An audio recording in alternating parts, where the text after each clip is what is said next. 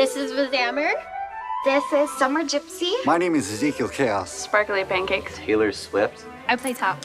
And I play jungle these days. I like to support its team up. I fight for Demacia. Oh yeah, we're playing LOL. It's like, what's LOL? It's like, laugh out loud. It's like, no, fool. That's League of Legends. Holy crud, did this suck us in and get us connected? We're raging at each other. We're AJs, we're laughing. League is something that is not as much as a game, but more of a place where we can be ourselves and enjoy what we do and who we do it with. You guys ready? Yeah. Yep. yeah. Cue it. Yeah, let's do it. Here we go. All right, we're queuing up. GLHF, everybody.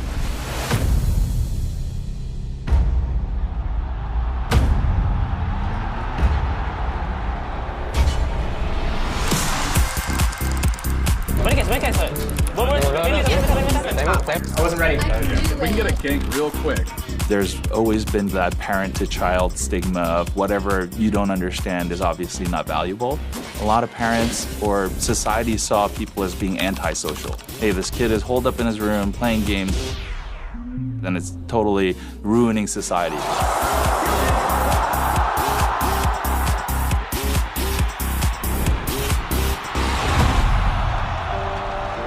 I don't think gaming is as niche and isolated as a lot of people think it is. There are these really strong human stories. He started playing and I found out he liked me. We've only known each other about a year, Give or take. and we're just like brothers, so.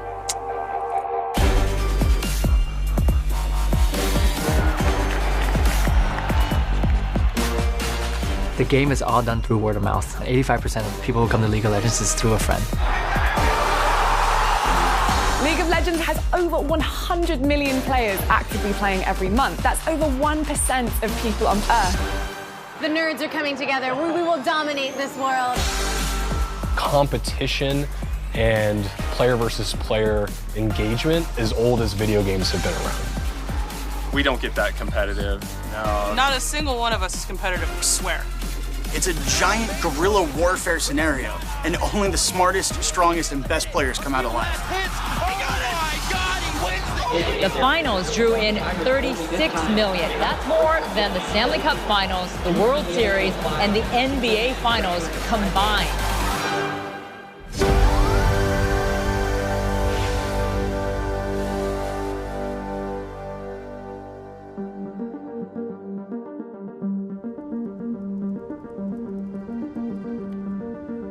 I've been playing games my whole life.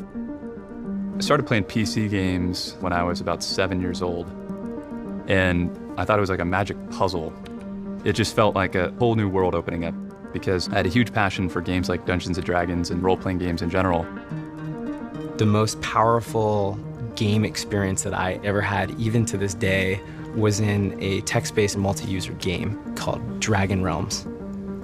You could sort of boot up the computer, log in, and be surrounded by hundreds or thousands of people from all around the world, simultaneously logged in, living out adventures in a world with seemingly limitless possibilities.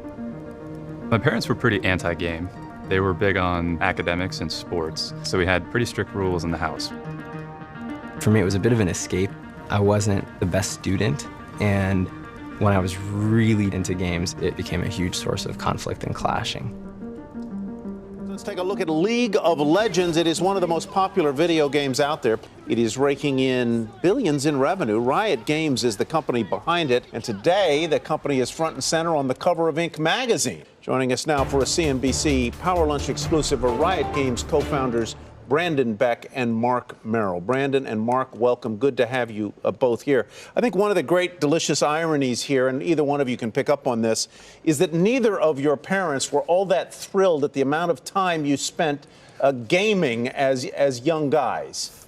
What do they say now? How do you like me now? Yeah, exactly. You know, actually my first Nintendo was something that I won at my first grade school raffle because my parents are so anti-video games, and so you know, we sort of think about it, it was fate. Couldn't keep us away. Mark and I met in a summer program right before college. And I was younger than him, so I was one of the young kids in the program. I was like 16, I think he was 17 or 18, he was about to go to USC. And I'm like, oh, you're from LA. Oh, cool. Oh, me too. And oh, you like video games? And we instantly sort of hit it off. Mark had this dichotomy of like an Eagle Scout who was captain of the football team and crushing it in school, and like tabletop D&D nerd. Brandon was a business major, and he was sort of the consummate business guy. You know, even from a really young age, he was just really thoughtful about opportunities. Mark and I were playing tons and tons of games. We're playing the heck out of Counter-Strike and StarCraft and, you know, and World of Warcraft at the time were sort of our main games. But ultimately, our favorite game at the time was Dota. Dota was a custom mod for Warcraft 3. When Blizzard shipped Warcraft 3, they shipped it with a map editor, and people would use the map editor to make different scenarios that you could play on. It really pioneered a new subgenre of real-time strategy games by focusing on one particular unit that was really, really powerful and really interesting, and then working with a team of other people. 5 players was really a lot of coordination. That was really fun and exciting. But it loaded really slow. And there was a strong lack of matchmaking, so you could be playing with someone who is 10 times better than you were. You had to kind of beat your head against the wall at every step, from hearing about the game to getting the installation done, to downloading the map, to getting into the game for the first time.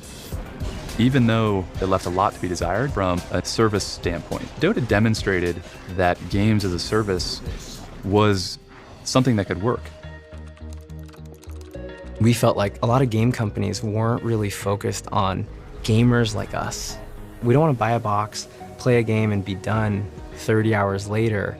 If the online multiplayer arena of the game was compelling enough, we want to spend hundreds of hours in it, thousands of hours in it. We wanted to compete as part of a community over and over again. We then started to ask ourselves, what does the game company of the future look like? And how could we potentially build that? We spent 9 months putting together a plan, trying to talk ourselves out of it, really. We wanted to build a company that unapologetically embraced hardcore gamers that might be considered niche or a small slice of the audience. We had a feeling that this isn't a particularly small niche, and there's a lot of us, and there's a lot of pain points that we could solve as a company that really cared about that type of player experience. So Mark and I pulled the trigger, and we started Riot Games in 2006 in West Los Angeles. Yeah, it's like the gaming company version of like the Mighty Ducks. We were in this tiny office with a stained floor, and we had one conference room, and the ceiling leaked. I guess from the investor perspective, it would have been described as capital efficient, which, you know, but I think that in the common vernacular, that means shitty. We essentially had some really passionate, really smart, really inexperienced interns and a couple of industry vets who hadn't had a lot of career success. We had to learn everything we didn't know and do it with a very young team. And we were really nervous because it was months before we had a big demo and key milestone for the company. Mark and Brandon demoed the game to me on the street in San Francisco. He put the laptop on a newsstand, and we proceed to play this really crude tech demo, like the gameplay. And I saw the game, and I just thought, oh God, what have I gotten myself into? That map is awful. It's like, it was so terrible, so cheesy looking. It was clunky, the interface was really bad, the art was really bad.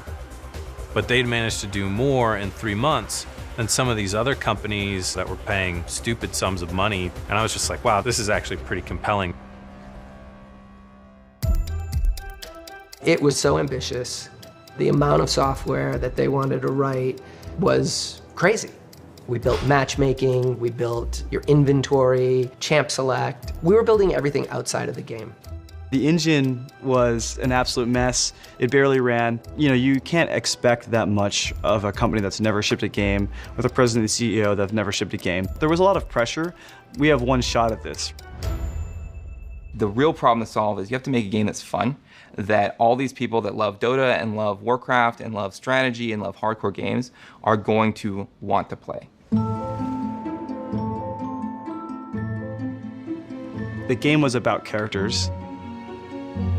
We basically scoured pop culture and built mood boards of awesome art and things that captured powerful archetypes from history and from folk tales and from fables. We took the ones that we thought were the most compelling and kind of added our kind of pop fantasy spin to them to bring them to life and to show a face of them that players had never seen before. They'll be tattooed and badass, and they're kind of renegades. And so we needed to make 40 champions in a year and a half and make sure that we covered a wide cast so that any player that came in could say, like, that one looks awesome, I want to play that one, and they'd have a good time. That was the goal. Welcome to Summoner's Rift. League of Legends is a 5-on-5 game that's played across 20 to 45 minutes. In it, you cooperate with your team of 4 other players to try to storm the base of your opponents and destroy it before they storm your base and destroy you. One of the closest sports analogies for League of Legends is basketball. There's a map in League of Legends called Summoner's Rift, and that map is the same every single time, much like a basketball court. As far as the gameplay elements go, you get to pick what type of thing you want to be going in. In basketball, you have point guards, centers, power forwards, shooting guards. At this point, League of Legends has 137 different things on the roster. So the amount of different things you can play as is really big. You're in this fantastic, magical world, and you need to divide and conquer. What draws players in and drives that process of mastery is the fact that you are so connected to that character that a tiny, tiny mistake can result in a massive defeat or a huge victory. Once you kill the other team's base, which is called the Nexus, you win. Victory! I remember the first time we wanted to show anyone outside the company League of Legends, and we weren't sure if it sucked or not.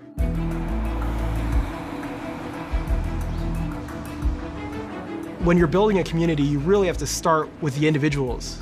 And so I think day one was, let's start establishing personal relationships with the 200 people that are going to be the first people who get into this thing. Riot Games is here at PAX really to interact with the community one-on-one. You know, we have a huge focus on the community as a company, and so we love talking to the users, having them, sit down, play the game, getting their feedback live, and really trying to also promote the game and expose a lot of people who have never heard of the kind of MOBA genre or multiplayer online battle arena genre, which League of Legends has really helped to pioneer. It handles a lot like Dota, coming from years of Dota experience. This looks like it's actually not going to be just a mini game, it's an actual solid game, I was not expecting to enjoy it this much. I'm generally not very good at multiplayer games, and there's something like a 3-hour wait to get in a game right now. Oh no, Shiver, an ally of Tarek here on the blue team, just got killed. And now Morgana is up there all by herself. She could get sniped herself if she's not careful. The Frost Phoenix is up there. It could slow her down and kill her. Yeah, I got my beta key. I already downloaded it last night. I played it last night too. So can't get enough, yeah, man.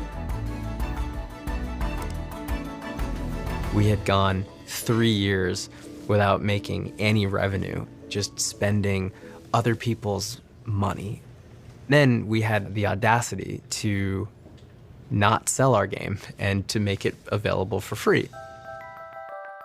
Free games had a huge stigma in the late 2000s because the only games that were available that were free were really old games from Asia. MapleStory was the first free-to-play game in North America. When I first brought MapleStory out here, a lot of the business was going towards console. So I kind of went on a path to being an evangelist for online gaming and for free-to-play, because not only was online gaming very strange, free-to-play was extremely strange, and the PC supposedly as a platform was dying. Traditionally, people buy stuff, but the one thing that free-to-play really addresses is that it's free to play.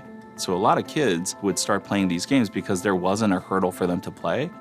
But free-to-play kind of has this reputation of being a little bit scammy and tricking you to do these things, or there's going to be another player that buys power who's going to basically overpower you with their wallet.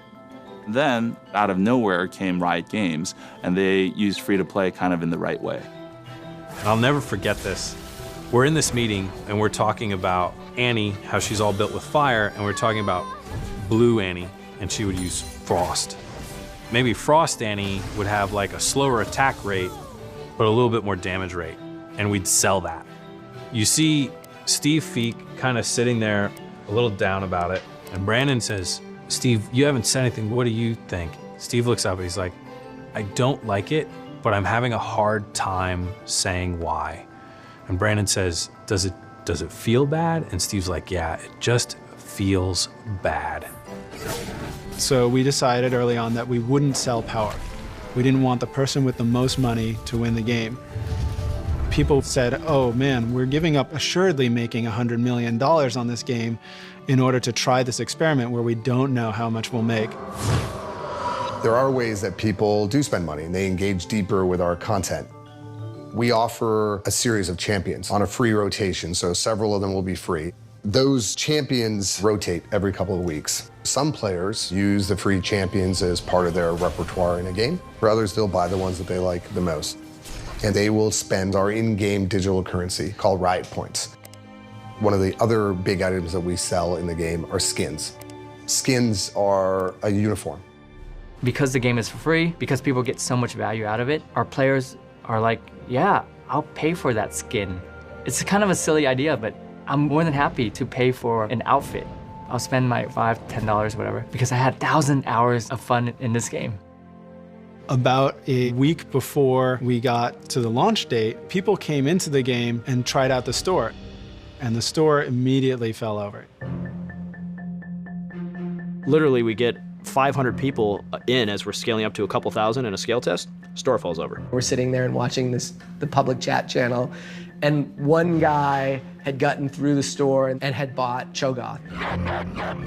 And he was like, no worries, guys, I got my man Cho, it's all good. It was like one guy out of like 5,000 or something, and I was like, oh, this is bad. This is really bad. There was no store in the game. There was no way to make money. We would be paying all the infrastructure costs and having all the players in the game, but without a way for them to unlock any content. And so that was when we decided, let's think through this as players.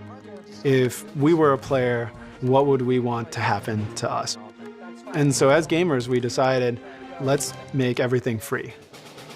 We called it a launch party, like, hey, we've launched. But in the background, you had like half the company trying to build a store. And after locking ourselves in a room for 110 hours a week for about 6 weeks, we ended up shipping the store. We brought the system down November 18th, and we brought it back up November 19th. Show here is Riot Games history. But we're like staring at the screen, and it's blank for like 2 minutes. And then lo and behold, this little blip shows up for $5. And we were like, it works, it works, it totally works. And that was the launch of League of Legends.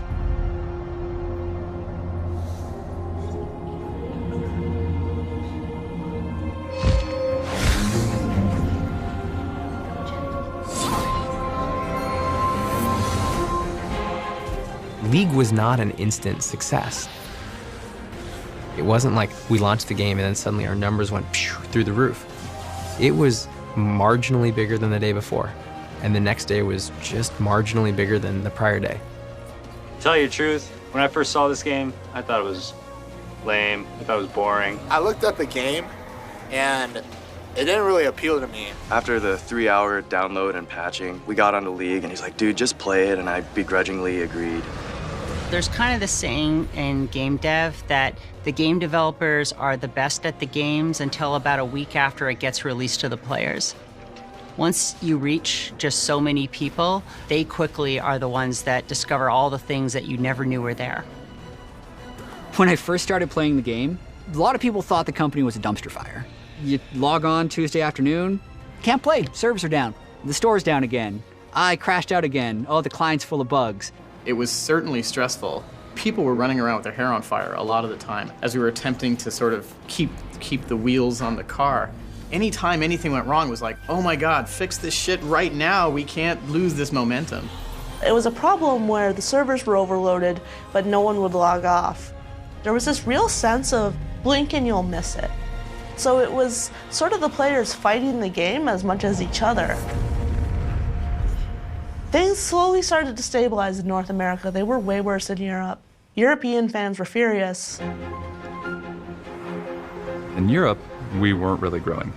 The reason was because we were publishing League of Legends through a partner that had misaligned interests and weren't trying to operate the game in the same way and really care about players. And that culminated in one particular weekend where on a Friday, the service went down at like 11:45, 11:50, local time in France. And we actually can't get anyone that will restart the servers until Monday morning. It looks fine on the screen, guys, but trust me, it's not. I'm clicking like a maniac and it's not working for me. Attack! Dude, attack that one! Oh my goodness gracious me. I get on the forums for the European players and just start to see people complaining. People are just scrambling and upset. And from the player perspective, Riot doesn't care. The players don't care about the nuances between partners and other stuff. Someone's gotta be there. Like, hey guys, I know this is bad, but I'm here. And every 15, 20 minutes, like, here's an update, here's an update, here's an update. And when that doesn't happen, the imagination runs wild, people start to make up stuff, and it just goes south really fast. When you're looking at that kind of data, you realize that fundamental belief that players are human beings that deserve to be treated with respect, and our partner doesn't share it, that's just, it wasn't gonna work. We were very fortunate in being able to unwind that deal and then launch Riot Europe. We had exactly 53 days between the moment we handshaked and the moment they were gonna stop servicing the game to find a data center, set up an entity, hire people, catch up localization, build up a website, setting up the whole thing. And 53 days later, over a weekend, we transferred the service. While we were doing the transfer, the volcano went off. Tonight, travelers are stranded in all on 6 continents. Volcanic ash has caused the worst disruption in air travel since 9/11. So the volcano blows in Iceland, sending soot all across Europe, canceling all the flights. Literally 2 days before I'm supposed to transfer the service. So I had to plan all these alternate flight routes to get hardware in. We were flying stuff through Africa and then up around the Middle East to come into Germany from the east. Like, it was insane.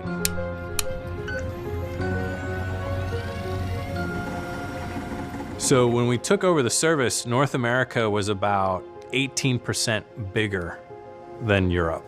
And within 3 months, Europe was 9% bigger than North America, and it was growing faster. But after we launched in Europe, we realized we can do a pretty good job by ourselves. This is actually what our players want. They want a direct relationship with Riot. The biggest thing that we did very early was establishing the forums as being a really important conversation and communication that we would have with players and that players would have with each other, actively asking questions, generating content. Season 1 was the introduction of ranked ladders, competitive play. Prior to that time, the game was all about playing normal games. There was no stat tracking. When ranked entered the scene, all of a sudden, that's where players who really wanted to test their competitive mettle had an opportunity in the game to go play against each other. Let it ride, baby, let it ride! Boom! Season 1 was our first experiment in esports.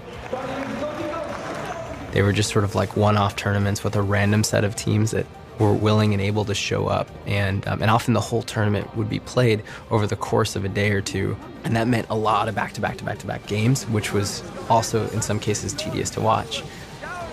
And so the season 1 finals was going to be our attempt to wrap that loose season all together and crown a winner, and we wanted to do it at DreamHack because DreamHack was the biggest LAN party in the world.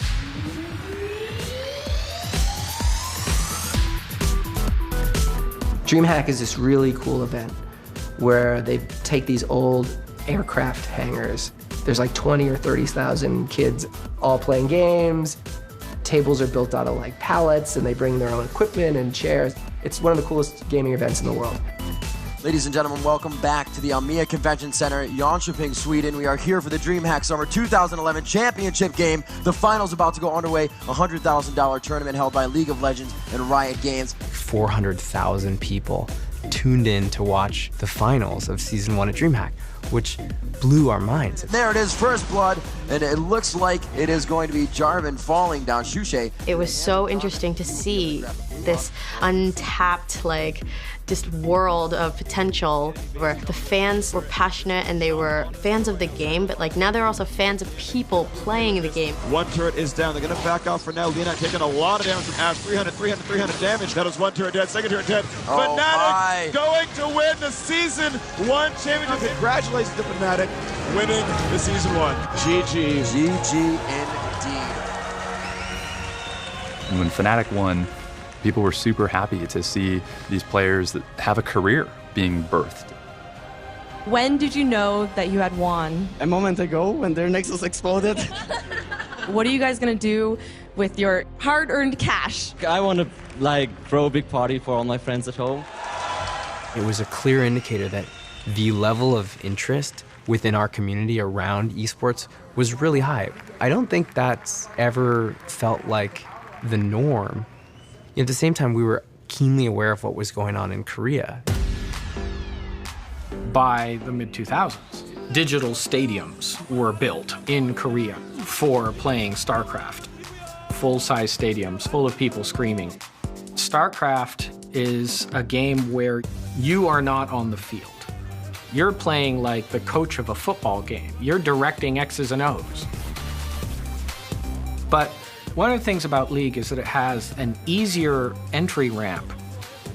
It's easier to pay attention to the antics of one unit and one unit and one unit instead of a battlefield with 10,000 units. It's hard to follow the action if you're not trained.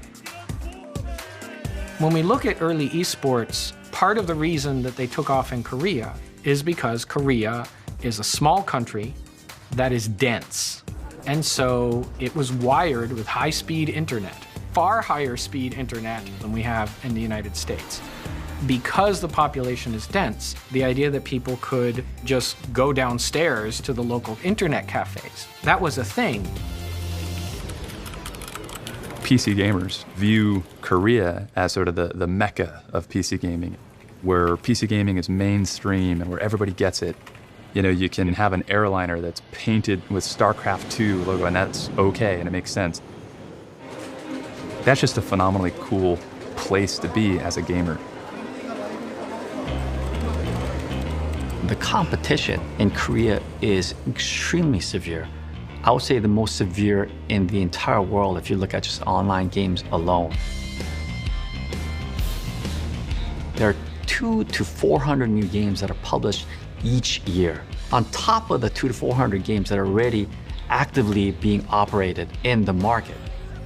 They also play pretty much only online PC games, and they are almost all free to play. So when we go to Korea, the novelty of League of Legends in the West, which is that it's free to play online PC game, that's non-existent in Korea. Everybody has that. So what else you got? 리그 오브 레전드 현장에서 울려 퍼진 힘찬 화이팅! 이분들 힘내공이 보통이 아니란다. I just want to say hi to all the League of Legends fans out there in Korea. We're getting ready to provide a phenomenal quality of service and bring the game here to Korea. 한국에서 그냥 성공하기 위한, 잘 정착하기 위한 립 서비스로만 생각을 했는데 그게 아니었고 정말 진정성이 있었다라는 부분이죠. 플레이어들도 한국 플레이어들도 라이엇 게임즈의 진정성에 대해서 굉장히 많이 느끼게 되고. 리그 오브 레전드의 장르는 바로 AOS.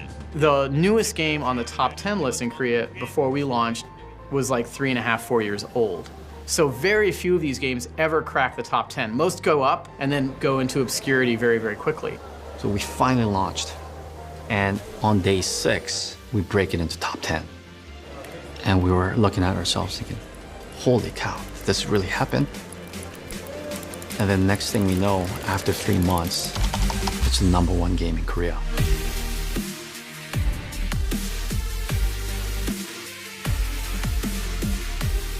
To the Korean gamers, it was very different. It had qualities of competition, qualities of strategy, qualities of speed, and so many components a lot of what gamers really truly enjoy. I think there's cultural universals. People want social competition. As the game grows, it creates this positive feedback loop where more and more people know about it, which means more and more people want to know how to play it so that they can compete. There has to be something about the game that continues to be rewarding. For League of Legends, that's mastery, the pursuit of mastery, knowing that I'm getting better, spending effort to pursue getting better, feeling rewarded when I have gotten better. Those are experiences that are appealing regardless of what culture you're in. Tetris resonated across all the cultures in the world, so it got that part, but it wasn't sport-like. The biggest thing that makes a sport is spectators. League of Legends is what's gotten me into esports. There are people cheering out there and really rooting for these pro teams, and League of Legends has really just come a long way in a short amount of time. I wanted to watch the LCS, the finals so bad because it was really something cool to me. After the Season 1 finals, I think everybody at Riot was buzzing from the reaction from the players and really started to challenge ourselves to think about, okay, what does esports look like for Riot and for League of Legends? We knew it was going to be a big undertaking. We had no roadmap. We had a really small focused team, but it wasn't a team that had much prior knowledge in broadcast. How do we officially get started? Are you going to be kicking us off here? I believe you have the chat prompts. If you want to tell them to start, I don't have chat right here. When you think of NFL, you think of Sunday football. You think of marquee matchups on Monday night. And esports didn't really have that. It was these intermittent quarterly tournaments that had no real rhyme or reason on timing. It was, when's a venue going to be available? As a player, I had watched League of Legends esports since the Season 1 competitions at DreamHack. And at the time, my impression of League of Legends tournaments, honestly, is that they were very unreliable. Why are you yelling at me? Yes, we're live. Stop yelling at me. Yeah. Frickin' A. This is just not worthy of a fan's time. We knew at that point we wanted to create a formal league. We built out what we thought the LCS could be.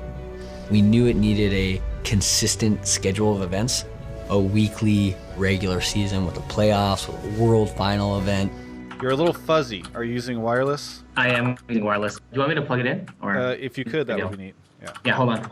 I remember meeting Waylon, and I told him, like, I am really worried about what you guys are doing here. There are all these tournaments, and you're going to start to formalize it all into this, and are people going to tune in every single week to watch this? If you're talking about like scrapping the whole thing, going, yeah, this esports thing, I don't know so much about it. We're strongly committed to esports at Riot, so this is a thing, and it's going to be around.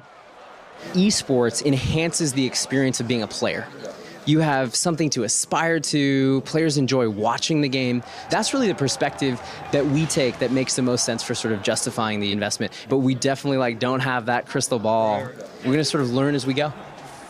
When Riot came out and announced the huge things that they were gonna do in esports, everyone was really, really skeptical.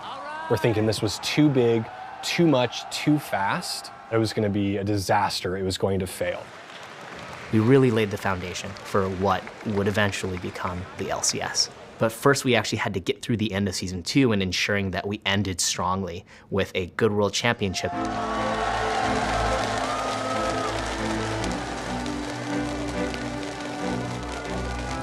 Season 2 World Championship was by far the biggest esports event Riot had ever put on. It's going to be really amazing. The big thing here is World Elite has yet to be seen in the previous 2 days of this tournament. We've been having this remarkable tournament, and it's this really cool setting that was in sort of the courtyard between the Staples Center and the Nokia Center.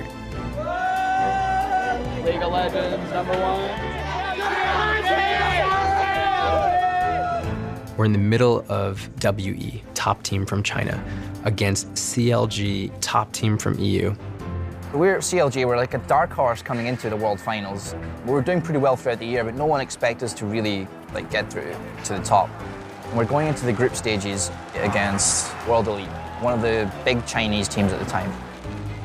Only one quarterfinal matchup remains before 2 epic semifinal showdowns to determine who will play for the right to call themselves the Season 2 World Champions. Ladies and gentlemen, the final day of the Season 2 World Playoffs begins now. That was kind of the peak of esport popularity at that point. Stakes were as high as they've ever been for League of Legends esports, and we just fell on our face. The Season 2 group stages went from being like one of the best days, frankly, ever, to one of the worst. Everything was going great, amazing team fight, the game was about to be decided, and all of a sudden, the internet goes out. One taken down, I think it was Crepe that got dropped. Chow Mei's Guardian Angels does get dropped. Oh my God, I do not believe what has happened. You get this little blurb on your screen, attempting to reconnect. That's bad. Just saw attempting to reconnect, and teams lagged out, players lagged out, and everyone's kind of up in arms like, what the heck just happened there? 59 minutes, 30 seconds gone. Ladies and gentlemen, what the hell? Normally, like, if there is a pause or a lag issue, we can kind of fix it at the time, and our guys are just like nodding their heads like, I don't think we're gonna get this back. So we cannot unpause it and recreate where it left off. And so all the progress into this game is lost. The game was pretty close at the time, so they decided to do another one. Ladies and gentlemen, there you can see it on your screen. We are into the game. Let's hope for the last time in the quarterfinals, because I don't think anyone here will be able to handle another remake. And it happened again and again. It clearly is adding up the amount of cheers they've had. Oh my God.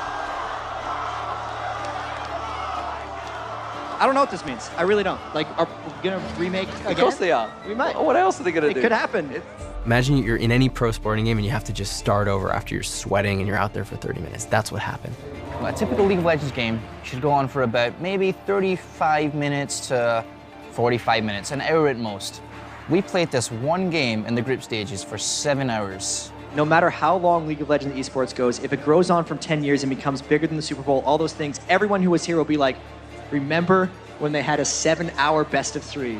And everyone will know what they're talking about. And we're sitting on stage saying, Riot, is this game gonna happen? Where's the competitive integrity? Where's all this other stuff? These teams were playing. What are you gonna do about it? Eventually, we decided, you know what, we gotta pull the plug. We're gonna have to send our audience home without having finished the group stages, even though they purchased tickets. We were so disappointed in ourselves. Like, we had built up this huge event and we had just like let everyone down.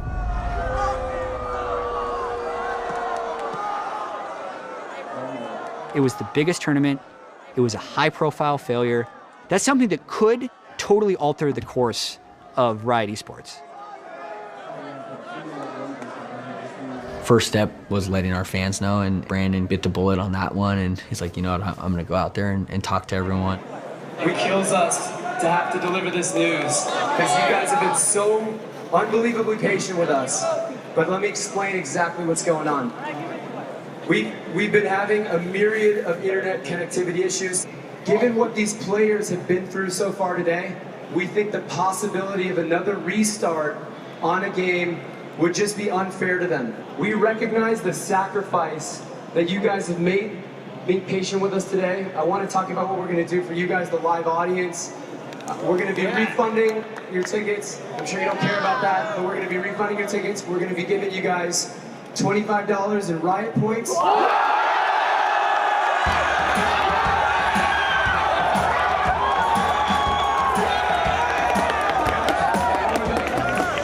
also have a merchandise store full of stuff, and we want to give that to you guys too for free.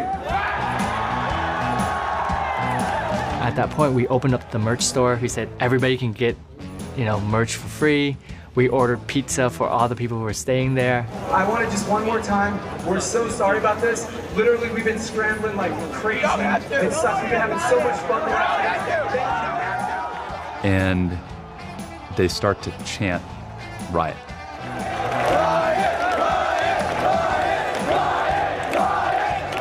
They were actually remarkably understanding at the end. That felt amazing. Our ops team built an offline server. They ripped a server out of our data center and made it so that the internet can no longer mess with our tournaments, and then that kind of fueled us into Galen Center, which was a couple days later for the live event for the finals. Rivington III here, coming to you live from UFC's Galen Center in Los Angeles. Guys, let's take a moment to go behind the scenes and just see what's going into the production of the World Finals. Right now, the Grand Final stage in the process of being built in preparation for the League of Legends Season 2 World Finals.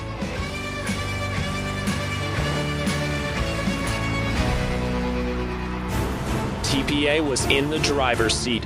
Toys was on Oriana yet again, and his shockwave into Stanley's taunt gave them complete control, locking up 2 members of Azubu, leading to a Baron.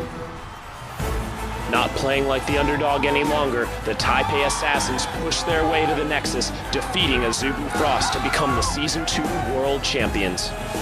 Against all odds, they take home $1 million, the Summoner's Cup, and the right to be called Champions of the World.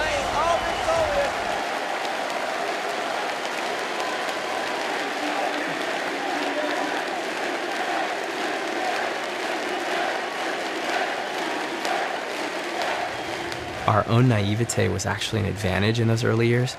We never really felt like it was going to be real, like more than just sort of like a dream, but players were just showing up en masse and filling all the seats, and it felt justified. It didn't feel like we were being extravagant or crazy. It felt like we can do this. And then the question became, well, how the heck do we pull it off? Like, how do we broadcast this?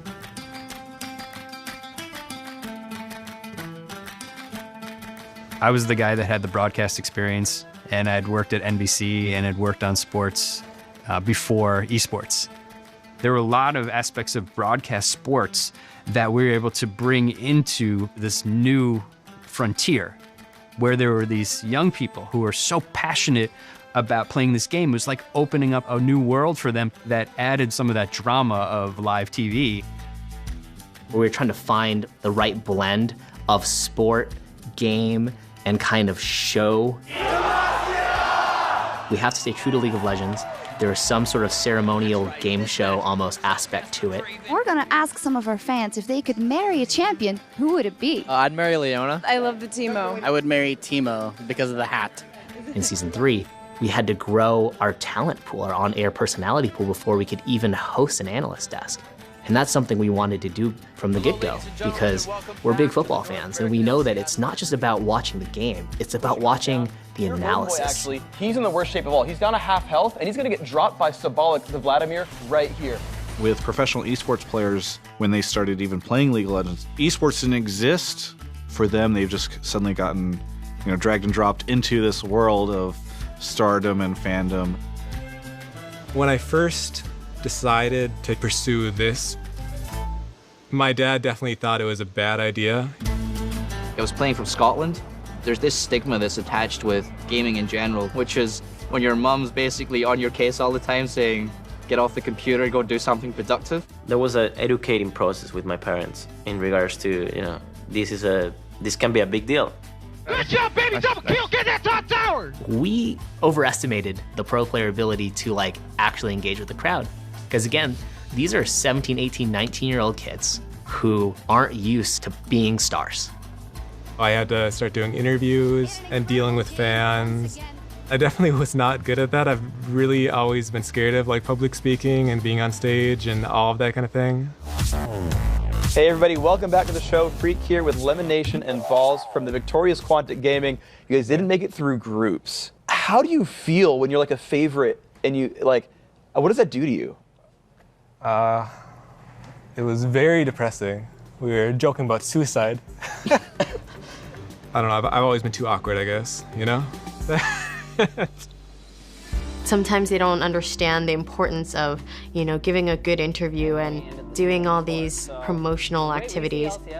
They don't realize that what they're signing up for is not just playing this game at a professional level, but it's being this kind of celebrity player.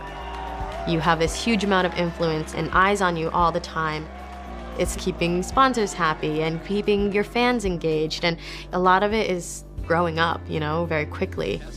It sounds like a really easy job. You play video games for a living, that sounds great. My kid would love to do that. It's not that easy. It puts an immense amount of pressure on you as a player. There's no respite, there's no hiding. You're constantly online, and if I'm not online, I'm missing out. If I practice football for 8 hours in a day, I am completely exhausted. I have no more energy left. I go home and I rest and I come back the next day. Esports doesn't have that physical limitation. We could be playing anywhere between 10 to 14 hours a day, and that's just playing. That's not necessarily the thinking. I go to bed and I'm thinking about the game. If you can play for 12, 13 hours, you should.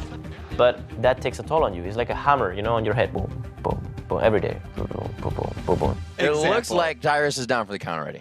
That is classic Dyrus right there. SK gonna have to be careful keeping an eye on what goes on down. When I was a player, I knew the risks, but I felt like I was a gladiator, you know, in an arena, and I had to entertain the people. Good look to finish it. Do they see Robert? Good esports games are all about moments. League of Legends has these peaks and valleys. When the jungler is coming up through the river, the suspense starts to build as he goes in for a gank.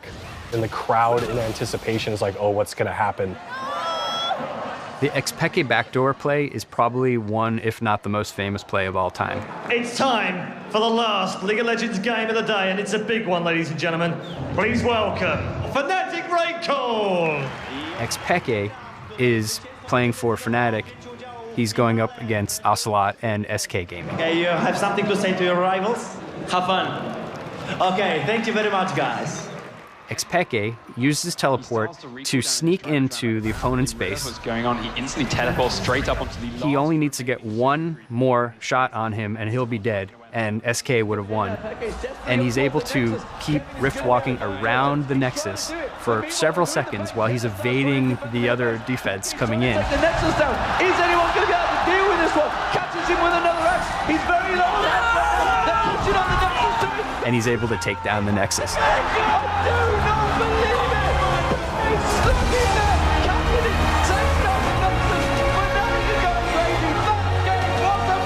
Xpeke and Fnatic were just in utter disbelief. Ocelot and SK, they were very, very upset. This is the ultimate drama with so much on the line. This really does feel a lot like sports.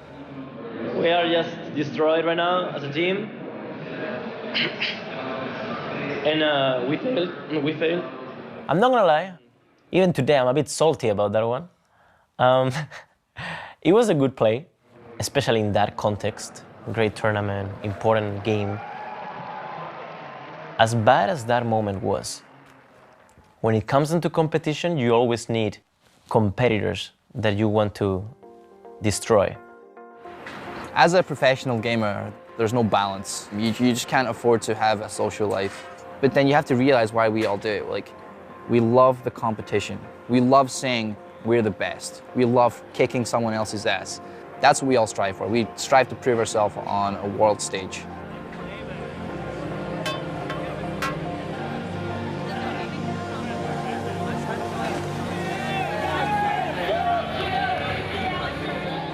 Mark and I grew up in LA, and Staples is the home of the Lakers. So being here today is just, I don't know how to describe it. It's just really sentimental. Welcome to the Season 3 World Championship Final!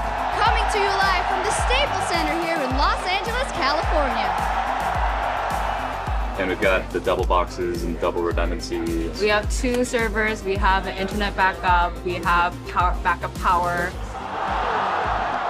This is the spot where we will bring you guys all the analysis, the highlights, and the predictions for tonight's final, starting with our extended pre-game coverage. Yeah, good luck. Crush it. See you guys. By bringing up the players on a lift and using technology to sort of elevate this new type of sport, for us that felt like another step forward. They will be the Season 3 World Champions! League is such an international game, and the international leagues are so popular, and we knew we wanted to take it on the road. Korea was the obvious choice.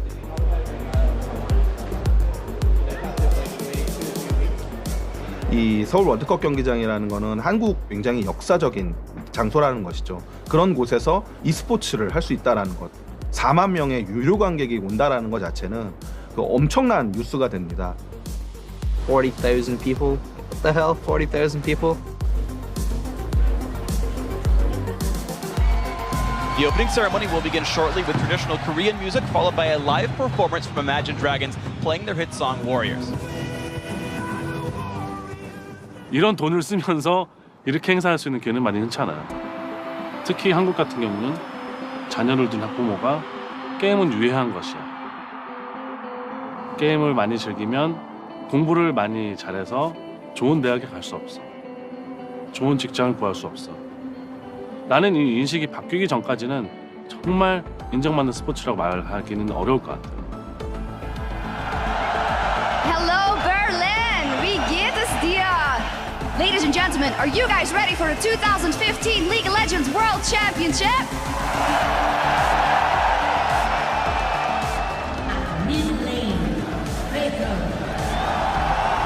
You have players like Faker, who, I guess if there is a Michael Jordan of League of Legends or esports, this is the guy.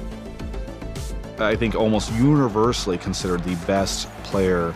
Faker has remained dominant for years now. He's just that good. I have so much to tell you, but my English is not good, so thank you and thank you for sharing and always love me.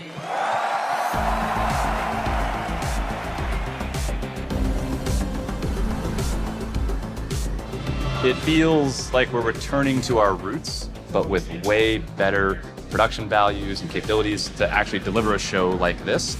We used projection on the floor to demonstrate how the field position would work on the rift.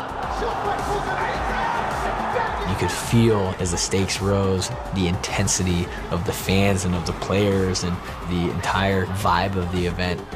SK Telecom have overcome every challenge.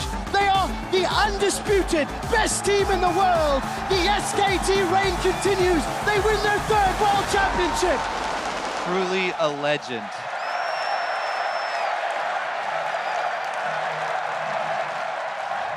Faker became such a big player because he could do all these mechanically advanced moves, always hitting everything at the right second.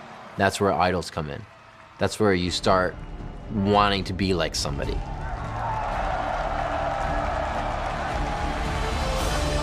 Today's games were absolutely awesome. I lost my voice because I was screaming too loud. It was the best experience I've ever had for League. Because they have spent virtually $0 on traditional marketing, League of Legends has kind of flown underneath the radar by the mainstream. Suddenly, when all these stories started popping up about esports and these tournaments, and wow, the Staples Center was sold out for this massive event, you naturally had a lot of derision from traditional media. It's a pastime some think is symbolic of slackers, of teenagers killing time.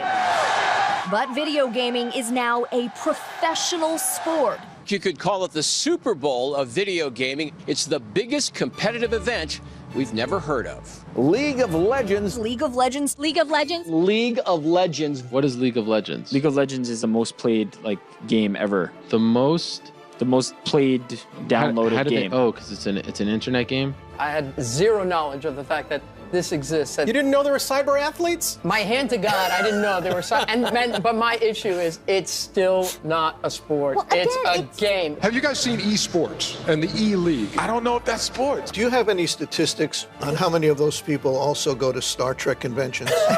I find it very bizarre. I feel like it's really, this is the sign of the apocalypse, that people are actually into this sort of thing. I don't feel that way. I'm kind of excited about this. I can understand people watching a golf game.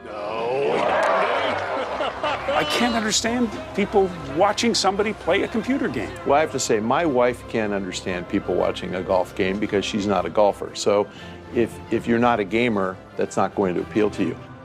For a lot of the older folks, they're like amazed by it. They're like, how could people watch other people playing a game? The flip side is we watch other people playing a game all the time. Games like basketball, football, etc. Throw home, won't go. I like sitting down and watching League of Legends games. I don't normally watch sports either, which is funny because I played a lot of sports. Chris Louis is perfect, and Chris's right-footed punt, very high random. You have 5 guys working together on a team, and if they don't work together, then the other team's going to beat them. And I mean, that's what a team sport is. You have traditional sports athletes like Rick Fox enter the space with his own team. They are digital athletes. They're professional digital athletes. Like thumb wrestlers. Well, no, look, when you think about, I think about what it took for me to become a professional athlete. It took a lot of concentration, a lot of dedication, practice, preparation, stamina. They're sponsored. They have careers. They make hundreds of thousands of dollars. The average salary for a player is close to $300,000 a year. There's rumors like Faker turned down multi-million-dollar salaries in China. Players are now even eligible for US P1 visas, normally reserved for touring athletes. What is a P1A visa? A P1A visa is a visa that's given for athletes, which means that you are an exceptional athlete from another country coming into the United States, and you have to prove that your athletic capabilities are good enough to guarantee you living inside the United States. The Worlds, is this the equivalent of the Super Bowl in my world? Yeah, I would say so, except the only difference would be if the Super Bowl is just the US, this is like there's 13 countries that play this game, and they all come together for the World Championship. The best Korean team comes to the States to play. The best, North American team. The best team in China's come to play. It's the best team trained together for a whole year, right? That's the difference. So you're getting the games at the highest level.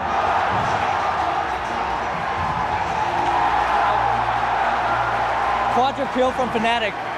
Quadra kill from Fnatic. The feeling in there is exactly the same as being on an NFL field. Like you have fans cheering, you have big plays developing, you have moments of glory and moments of defeat. Eli throwing into traffic on the sideline. It'll be really interesting to see if the sustainability is there and whether we can take League and build it into what can be generationally relevant. The way that we identify with teams, be it if we're a Red Sox fan and we were long suffering until the 2000s. The Boston Red Sox are world champions.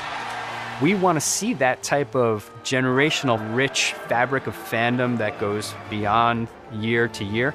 That's the goal, to have esports become sports that last.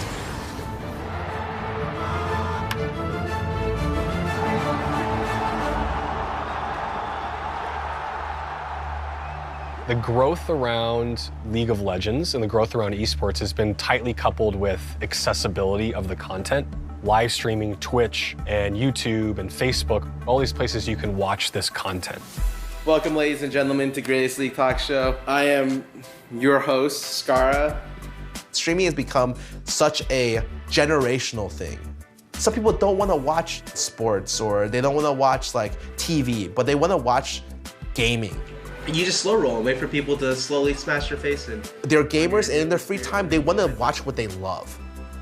All the top streamers are usually old professional players. They're kind of going to have to start fights off of Skara. If you can land really, really good ults, he'll just make things happen. I ended up being like one of the first ever educational streamers. I'm able to catch a little I would talk about what I'm doing. Now that sounds crazy, right? Super easy, but is it? Ideally, you don't want to get in range to cue them where it looks. Think about you narrating your life and every aspect of your life every day. That's what I would do in games. 100 and... Oh my God. I have a subscriber base where they pay a certain amount every month to support me. They can support me through donations, and they can support me just by watching because I make money through ad revenue as well. I am currently making 6 figures right now. I will eventually be a millionaire. Oh my God, what a game. Infernal! Sorry. I was exposed to Twitch via my online friends, and I started watching these streamers, and I got hooked on it. And I'd watch them, I'd be like, wow, I love what they do. I wish I could do that someday. Oh, give me the penta, dude! As a streamer, I'm here to entertain. I want to make people laugh, smile, and I want to enjoy what I do. Yes! Yes, all 3 CS. I did a lot of stuff like student council in high school, as part of clubs, dance team, soccer team, stuff like that. I really love making friends, and I remember hitting triple digits, like 100 people watching. I thought that was like the biggest deal ever. Nowadays, I average like 5,000 to 10,000 people watching me. People come up to you and they say like, I watched your stream and you really helped me through a tough time where I lost a parent or I lost a friend. Thanks, Chinggis Cream. Welcome to the Poke Squad. Appreciate ya. You really help people stay happy and feel company just by streaming. So I'm gonna play with a bunch of my viewers right now. We're all just loading into a game. I love human interaction, and there's just no better way to interact digitally with anyone than with live streaming, period. Ocelot was a streamer back in the early days of League of Legends. There's comic timing to everything, even anger. And if you're charismatic and funny about being angry and furious, that can go a long way. It was kind of one of the first streams that banked on being entertainingly toxic. When you're immature, when you haven't lived through a lot of ups and downs in life, then you get thrown a bad teammate in a bad moment in front of a few thousand people watching you.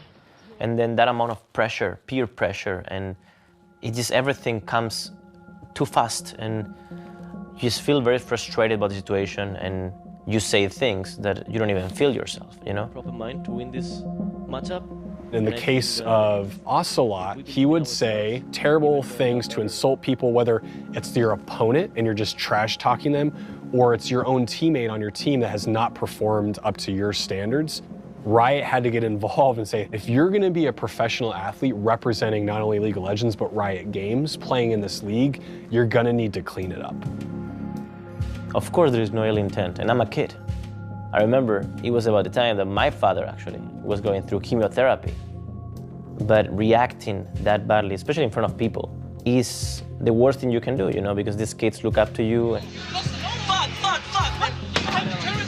Showing them that kind of bad side of competition is the worst thing you can do.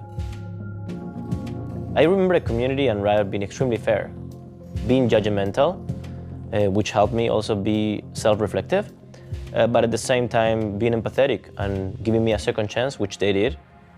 So I'm incredibly grateful for that. Thank you very much to all of you. I love you all. Bye.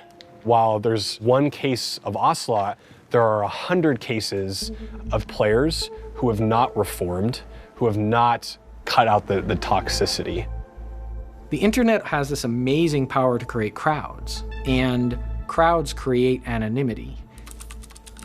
Because it's free to play, you can get people coming into the game from anywhere, and you can have people having almost zero accountability for their actions there.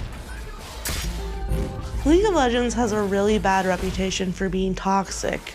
Because you're in a high-pressure situation, there are a lot of factors outside of your control. I can see why people get frustrated, and I can see why in today's online culture that frustration turns into something pretty ugly. No fucking joke, I'm not kidding. Kill yourself. It's very similar to what you see in road rage, for example. It leads to that flash in a pan rage where we tend to act out. The part that I find very painful just as a gamer is that my crime is that I show up as a woman. I don't play on voice chat because you're gonna figure out pretty quickly that I'm not of the male persuasion, and so that usually leads to, you know, a variety of your classic get back to the kitchen comments to nasty stuff that I'm totally not gonna repeat here. I don't think it's a League of Legends specific problem. I think it's a gaming problem. For a lot of us, it's become white noise. If we got legitimately upset, we would never play. You almost have to learn a bit about human psychology and realize that this person must be in such a terrible place to be doing that kind of thing. I almost feel bad for them in that sense. Although you can get a lot of hate, I try to focus more on how to fix the situation as opposed to being mad at it. Early League started out small enough that many of these problems didn't manifest. Then it grew. At some point, League said, we need to take this seriously. We need to engage in the process of governance. Welcome to the Tribunal. The Tribunal allows you to shape player behavior for the better, acting directly on reports from fellow players. We built a penalty system for that, and we even experimented with trying to pull the community in and have them be the arbiters of what deserved a penalty or what didn't. After reviewing the chat log, I decide I want to punish him. But if we jump in there and we're like, you know, you can't do that, and that's terrible, and all of these different things, then what happens is we just collectively, as people, dig our heels in. We're like, oh, this is change. Whoa, what's happening? And that's what led us to say, let's figure out what this gap is. And it turned out it was encouragement. It was telling folks when they're doing a great job that they're doing a great job. Instead of it always being about the punishments, let's celebrate with players. And that has worked so much better than just strictly focusing on those penalties. But we're never gonna reach perfect. There is no perfect. There's no end state. There's just this ongoing understanding of players. Even though people might say that the community is toxic, I feel like we can make it a better place by being support talkers rather than trash talkers. Toxicity is negative. Let's not keep that up. We're all about good times. I'm here to say that there is a whole side that never gets talked about, full of awesome people who are being really good to each other. So keep playing League. League of Legends is part of a very big movement. It's the players and fans that are all coming together to craft this experience together. League up!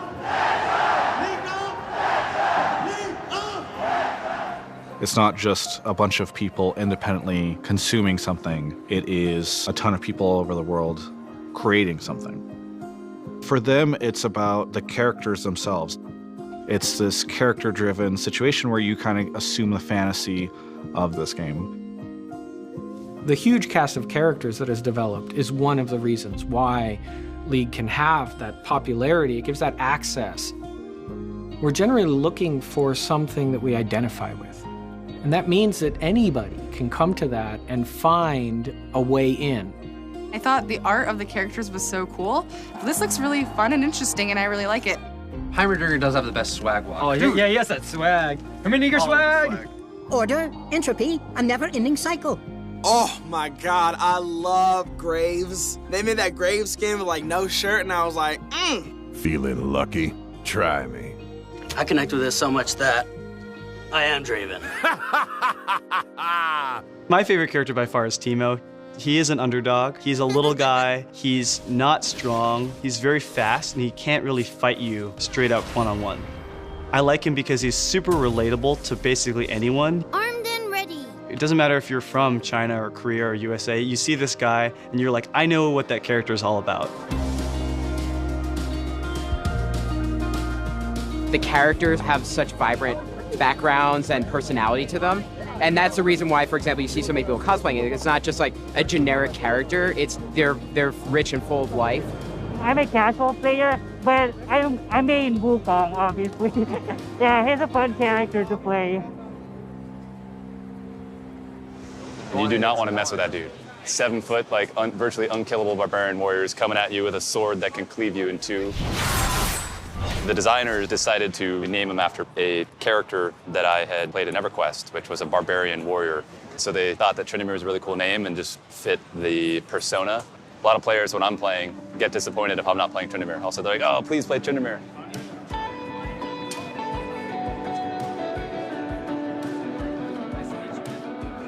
What's the secret to League of Legends? It's this right here. It's the community. So it's look around. Just do a 360. That's the secret. That's literally. It's hard for me because my parents don't really understand like all this stuff. You know, I played with these guys for like a year now, if not longer, and it's just like talk to these guys every single day, and for me to actually come and finally meet them, it's so cool. And when we're playing online, it's nice to come on and just have family or a community that understands that.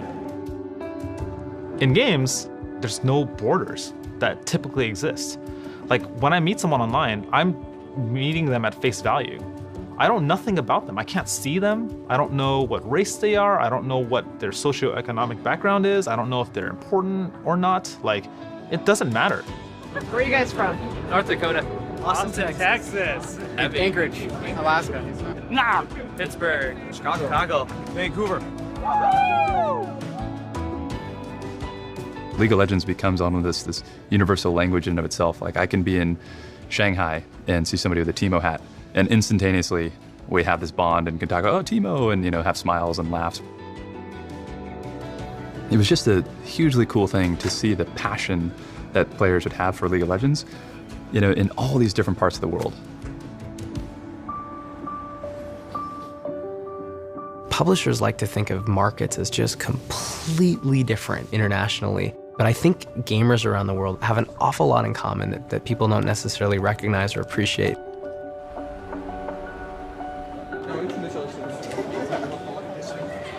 As huge and crazy as it is, they've only managed to make this one game. And while they certainly admitted that there are more games in the pipeline, how much pressure must there be on you if you're working on one of those projects to follow up something like a League of Legends? You know, is League of Legends the best game Riot will ever make? Is it the biggest game they will ever make? I don't know, but there's a chance it could be. Ever since League of Legends really kicked off and became just sort of a phenomenon, everyone's sort of waiting to see when it will die. Every game dies. StarCraft was the esport for a long time and it faded away. I don't think a game can last forever. I think eventually another game will overlap it as, like the biggest esport. I think that's just the nature of esports. There are more esports titles out there. There are more games taking up mind share. It's a little bit of an arms race of who's going to be doing it best, who's going to invest more people and more resources into esports and competition. We're in a make or break time for esports, right? Like this thing needs to continue to grow at the rate that it's projected to grow. People talk about it by 2020, it's going to be a $1.5 billion business every year. All these investors have come in, buying the hype, buying the speculation, where this thing is going. If it doesn't go that way, this whole ecosystem is at risk of collapsing.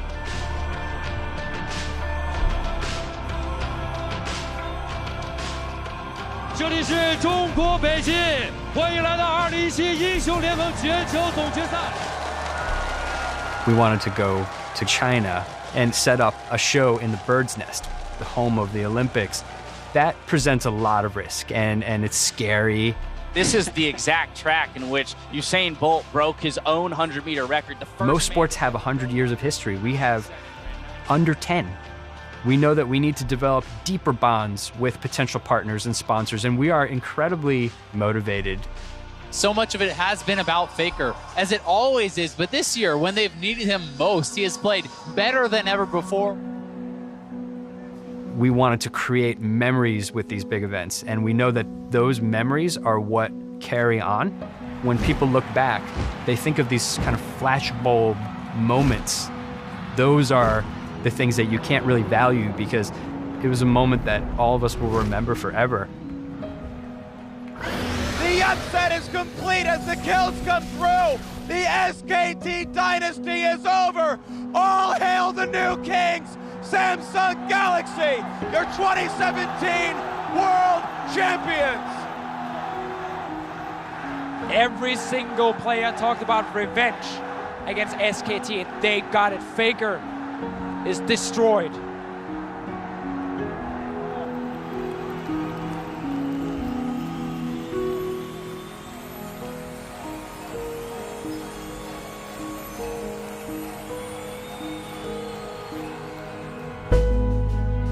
Once a phenomenon like League of Legends happens, you can't undo the effect it's had.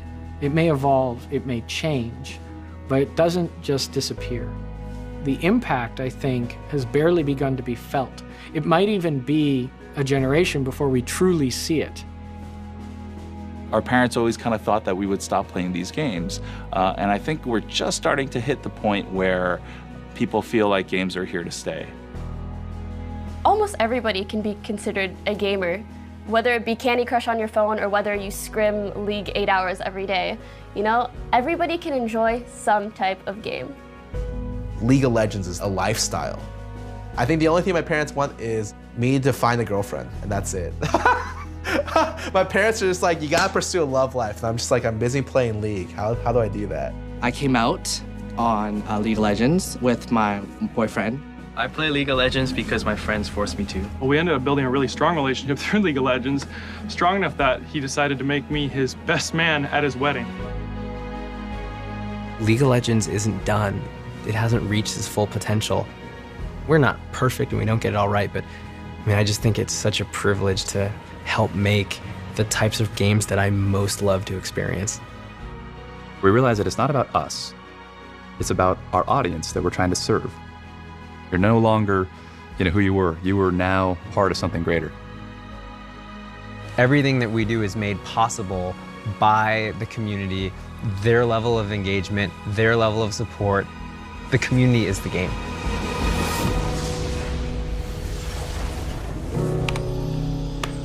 Nice job, guys. GG.